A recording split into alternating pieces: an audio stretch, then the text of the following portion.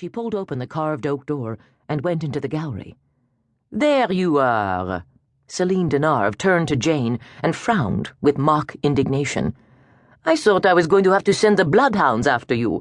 Marie and I have been slaving with the preparations to make this exhibit the finest I've ever given for any artist, and you go strolling off as if it has no importance.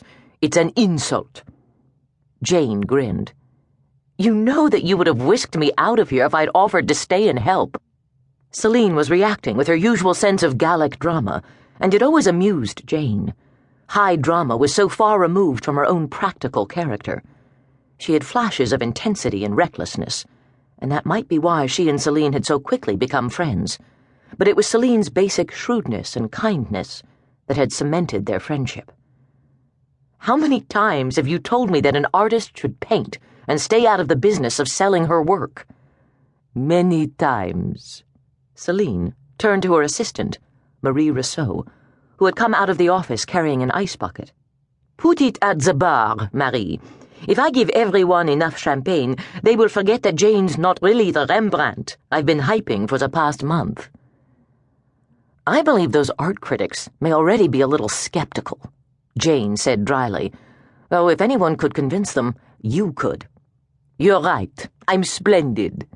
She smiled brilliantly at Jane. In her late 30s, Celine was sleek and dark-haired, and as attractive as she was shrewd. She might know every trick in the book about pushing a young and coming artist up the next rung of the ladder, but she did it with honesty and a bubbly exuberance. "That's what it takes to make a starving artist an icon." "I hate to tell you, but I'm not a starving artist. I did have a few successful shows before you appeared in my life." "Yes, but those other gallery owners didn't make you focus on the important things. They should have made you do publicity to make you a household name." "Not my cup of tea." Celine made a face. "That's why you make my life so difficult. I have to work twice as hard just to make you show up for an interview. I've begun to tell everyone that they have to forgive you because, after all, you're just an artist with a shy and sensitive soul." "What? It works," Celine said cheerfully. "They don't know you." "That's obvious." "Sensitive soul?" she thought with amusement. She couldn't think of any term that would be less applicable. She hoped she was kind and caring and could see beneath the surface, but she was neither fragile nor temperamental. She was only a street kid who had been lucky enough to have been born with a certain talent and the drive to make that talent come alive. She smiled as she thought about what Joe Quinn would have said about her sensitive soul.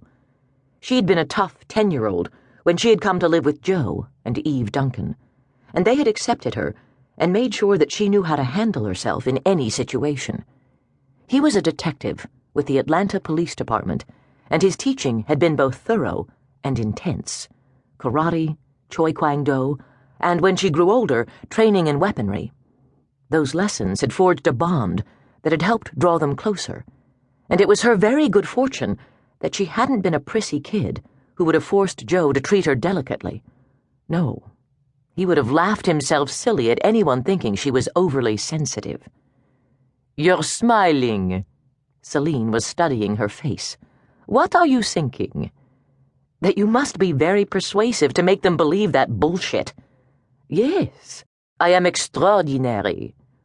She took a step back and tilted her head as she gazed at the paintings beyond the velvet ropes. "The lighting is perfect. That's essential, you know." Jane's lips quirked. "Yes, it makes even my humble paintings look good." "That's what I thought." She glanced away from the paintings to Jane. "But perhaps they're not completely humble. I didn't totally lie when I told those critics you were the next Rembrandt." "Crap." "No, you're exceptional. You're young, only a few years out of college.